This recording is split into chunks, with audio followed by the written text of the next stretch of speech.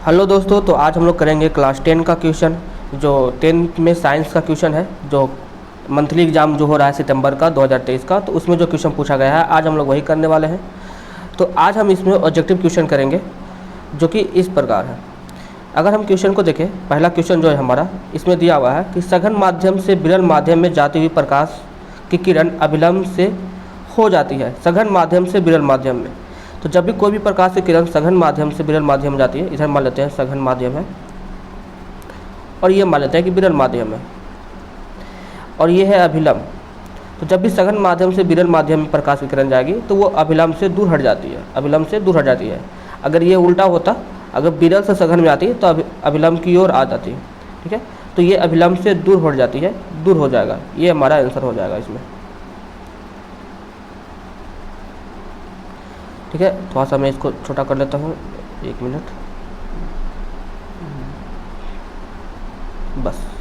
ठीक है, अब देखते हैं अगला क्वेश्चन। अगला क्वेश्चन क्या है? अगला क्वेश्चन है फोकस से ध्रुव की ओर आने पर अवतल दर्पण में आवर्धन क्या होता है? फोकस से ध्रुव की ओर, फोकस से ध्रुव की ओर आने पर आवर्धन क्या होता है? अवतल दर्पण है, तो अवतल दर्पण का अगर फोटो आप लोग को याद हो तो अवतल दर्पण होता है इस तरीके से। ठीक है, इस तरीके से पेंटेड होता था पीछे से, और ये मान लेते हैं फोकस और ये है ध्रुव। तो यहाँ पे वस्तु रखने से वस्तु इसी साइज का बनता है, लेकिन वस्तु यहाँ को रखेंगे तो वस्तु बड़ा बनता है। तो क्या हो रहा है कि जब हम फोकस पे रख रहे हैं तो यहाँ पे बन रहा है बड़ा सा, और जब इधर जा रहे हैं फोकस से ध्रुव की तरफ जा रहे हैं तो वस्तु का आकार छोटा हो रहा है। तो आवर्धन क्या होगा? आवर्धन घटेगा इसका।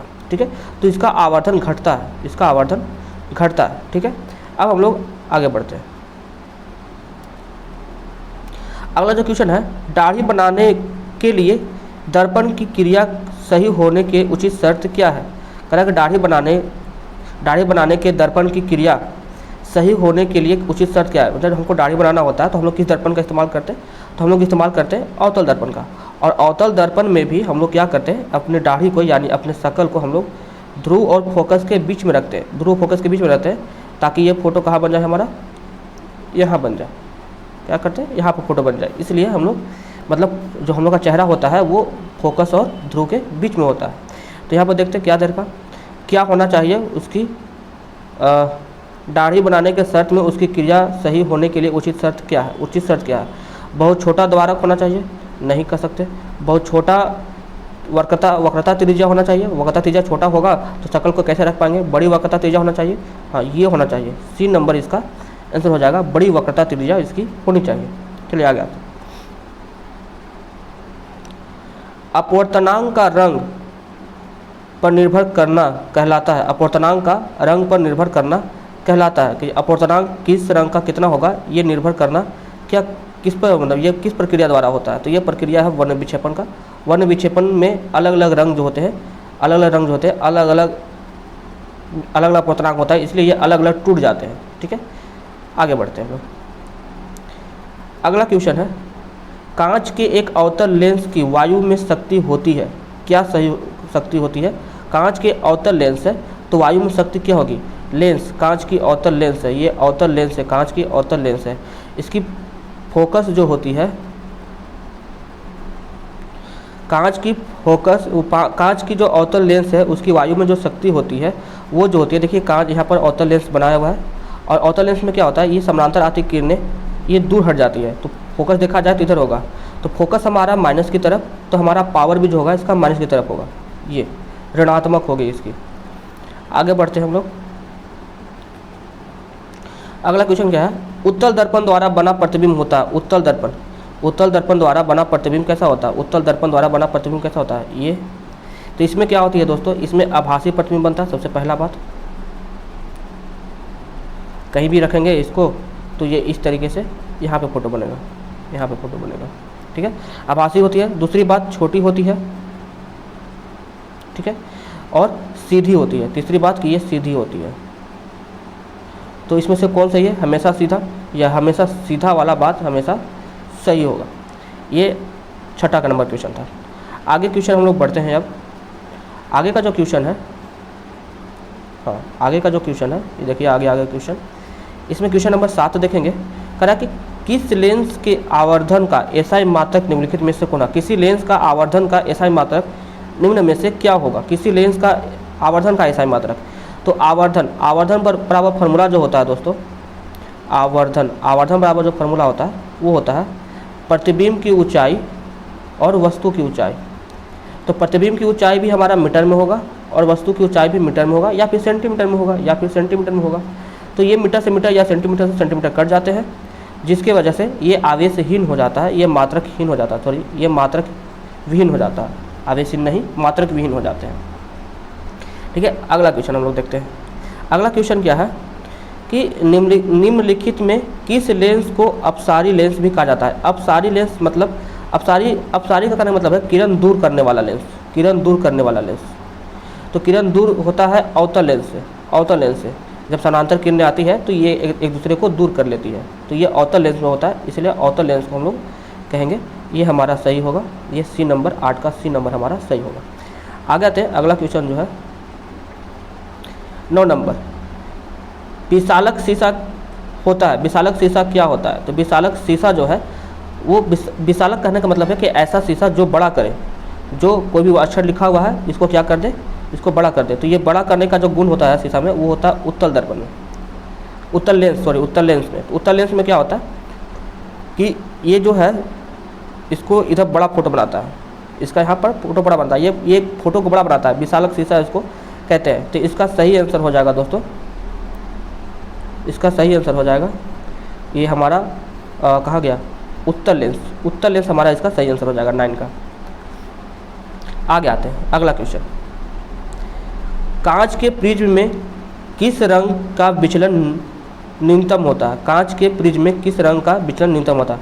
तो अगर विचलन की बात करी जाए तो ये प्रिज्म है, और प्रिज्म में जब प्रकाश की श्वेत किरण आती है तो ये 7 रंगों में विभक्त हो जाता है।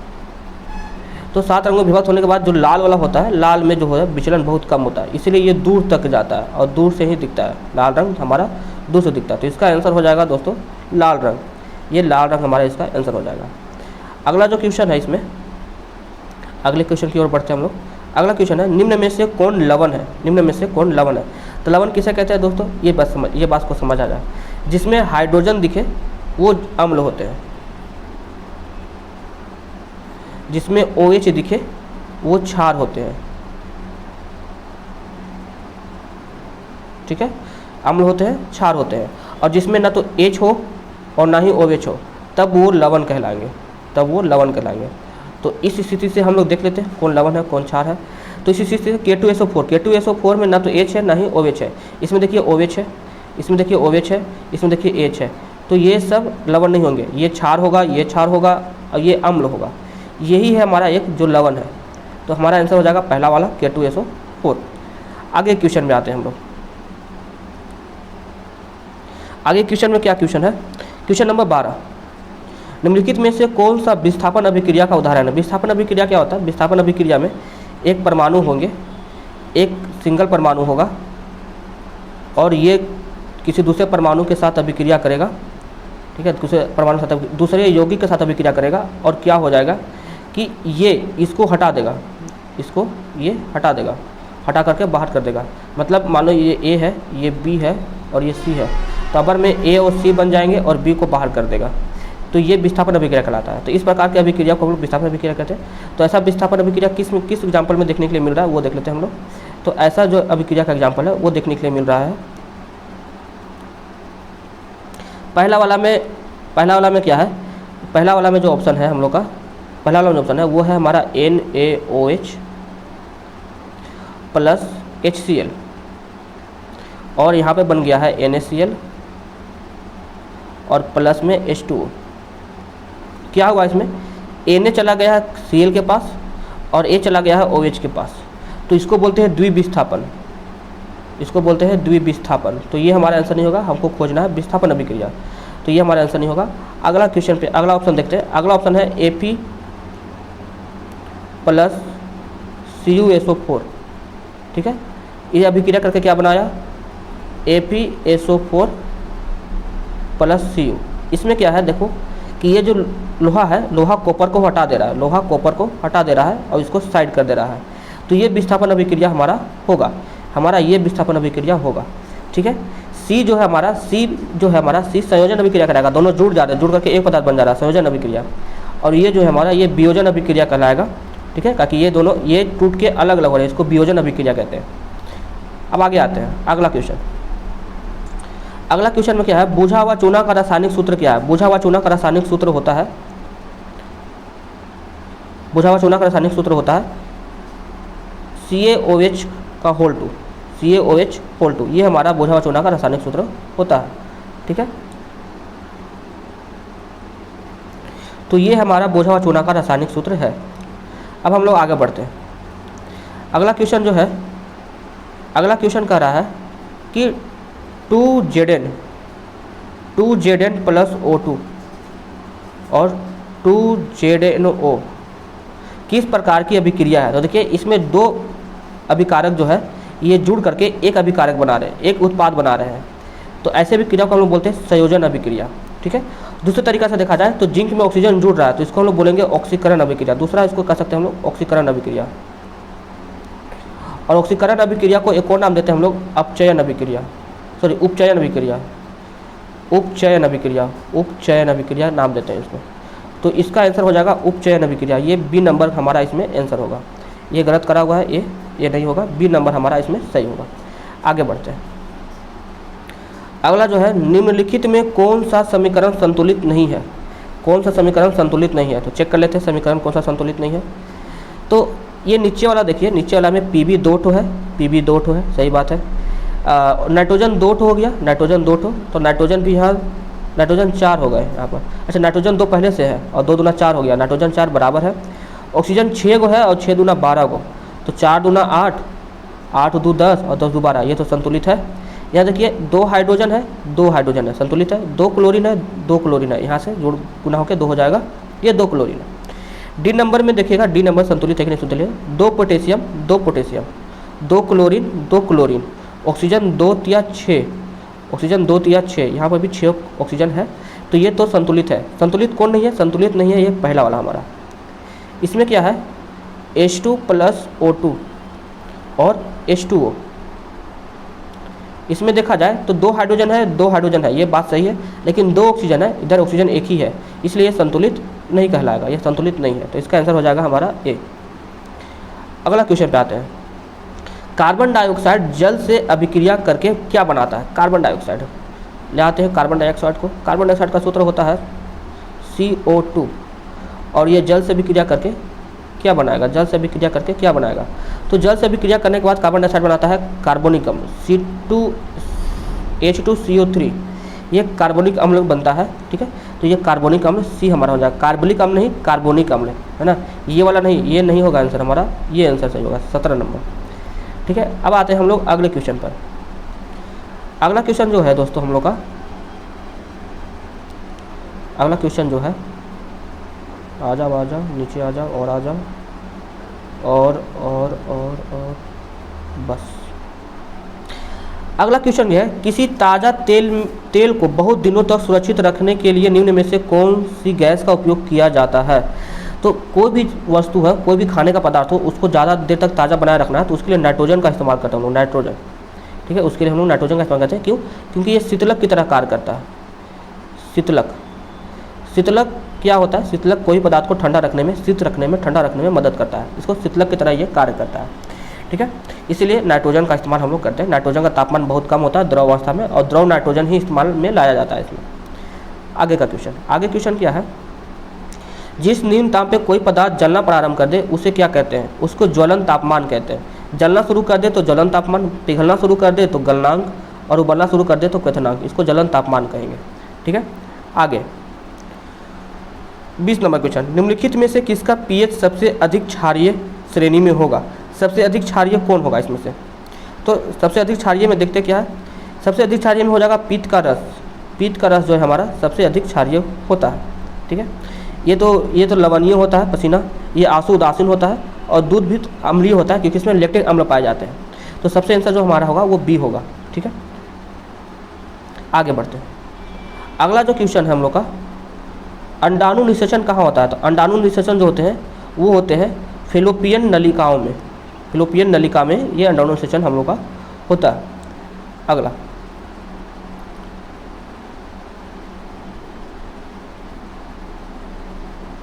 अगला जो क्वेश्चन है वह है द्विखंडन पाया जाता है। द्विखंडन किस में पाया जाता है? तो द्विखंडन पाया जाता है हाइड्रा में। हाइड्रा में क्या है द्विखंडन की हाइड्रा में क्या है कि हाइड्रा जो होते हैं, ये हाइड्रा का स्ट्रक्चर बनाया जाए तो हाइड्रा बिल्कुल इस तरीके से होते हैं और इस तरीके से निकले रहते हैं हाइड्रा में। तो द्विखंडन क्या है कि अगर इसका एक भाग को तोड़ दिया जाए और मतलब अलग हो जाए टूट के, तो इसमें एक और हाइड्रा बन जाता है, तो वो खंडन हो जाता है, दो भागों में खंडित हो जाते हैं, इसलिए हाइड्रा को द्विखंडित हम लोग कहते हैं। ठीक है, अब आगे बढ़ते हैं। निम्न में से किसे बर्थ हार्मोन के नाम से जाना जाता है? बर्थ हार्मोन जो होता है हमारा, बर्थ हार्मोन जो होता है वो होता है ऑक्सीटॉक्सिन। ऑक्सीटॉक्सिन जब बच्चे जन्म लेते हैं तो यही हार्मोन है ना वहाँ पे काम करता है उसको जन्म करने में। अगला कुटपाद पाया जाता है। कुटपाद किसमें पाया जाता है? तो कुटपाद अमीबा में पाया जाता है, प्रेमिशियम में पाया जाता है, ये सब में कुटपाद पाया जाता है। ये बड़े बड़े प्रकार के जो जंतु होते हैं, बहुकोशिकीय जंतु, इसमें कुटपाद के बारे में जिक्र नहीं करते हम लोग, छोटे जंतुओं में करते हैं कुटपाद का जिक्र। तो कुटपाद जो होता है हमारा ये अमीबा हो जाएगा इसका आंसर, अमीबा। ठीक है, अमीबा। अगला क्वेश्चन देखते हैं। किस पौधों में रंध्र अनुपस्थित रहता है? किस पौधों में जो रंध्र है वो अनुपस्थित रहता है? तो इसका आंसर हो जाएगा दोस्तों हाइड्रिला। हाइड्रिला जो है इसमें रंध्र जो है अनुपस्थित रहते हैं। हाइड्रिला जो है इसमें रंध्र जो है हम लोग का अनुपस्थित रहता है, तो इसका आंसर हो जाएगा हाइड्रिला। अगला नंबर क्वेश्चन है 26 नंबर क्वेश्चन। 26 नंबर क्वेश्चन को चेक करते हैं। खुला परिवहन तंत्र किसमें पाया जाता है? खुला परिवहन तंत्र मतलब उसमें नसें नहीं होती, धमनी और शिरा नहीं होती है। किसमें नहीं होता है? बिल्ली बहुकोशिकीय इसमें होता है। कीट पतंगों में नहीं होती है। सबसे पहला बात कि खुला परिवहन तंत्र कीट पतंगों में होती है, कीट पतंगों में होती है, नस नहीं होते उसमें। मनुष्यों में भी नस होता है और कबूतरों में भी होता है। तितलियों में ये कीट पतंग के श्रेणी में आता है, इसीलिए इसमें खुला परिवहन तंत्र पाया जाता है। आगे आते हैं हम लोग। अब पौधों में फ्लोएम उत्तरदायी है। फ्लोएम पौधों में जो फ्लोएम नाम का ऊतक होता है वो किस काम को करता है, ये बातें इसमें पूछी जा रही है। तो फ्लोएम, फ से फ्लोएम और फ से याद रखेंगे फूड यानी भोजन। भोजन का जो संवहन है ये फ्लोएम करते हैं। एक होता है जाइलम, ज से जाइलम और ज से जल, और ये जाइलम कहाँ से शुरू होता है? तो जड़ से, ज से जाइलम, ज से जल और ज से जड़। ठीक है, आगे आते हैं हम लोग। उभयलिंगी जीव का उदाहरण है, इसमें से कौन जो है जो उभयलिंगी जीव है? उभयलिंगी जीव के बारे में पूछा जा रहा है। उभयलिंगी जीव क्या होते हैं? उभयलिंगी जीव ऐसे जीव होते हैं जिसमें नर और मादा दोनों शामिल होते हैं। तो इसमें जो हमारा हो जाएगा आंसर ये हो जाएगा हाइड्रा, इसमें हाइड्रा हो जाएगा। बाकी मनुष्यों में, मछलियों में, मेढकों में नर अलग होते हैं, मादा अलग होते हैं। ठीक है, आगे आते हैं। एक वयस्क मनुष्य में कितने दांत होते हैं? ये तो बहुत आसान क्वेश्चन है, आप लोग बच्चों में पढ़े होंगे ये क्वेश्चन के बारे में। तो ये हो जाएगा आंसर 32 दांत होते हैं वयस्क में। आगे आते हैं। अगला जो क्वेश्चन है, शुक्राणु कोशिका होती है। शुक्राणु कोशिका क्या होती है? शुक्राणु कोशिका जो होती है वो अगुणित होती है, अगुणित। लेकिन जब शुक्राणु अंडाणु मिल जाता है तब उस समय वो द्विगुणित हो जाता है। लेकिन अभी ये आंसर नहीं होगा, अभी आंसर हमारा होगा अगुणित। ये 30 का आंसर ए होगा। ठीक है दोस्तों, तो आपको अगर ये वीडियो अच्छा लगा हो तो लाइक करें, शेयर करें और सब्सक्राइब जरूर कर दें। धन्यवाद।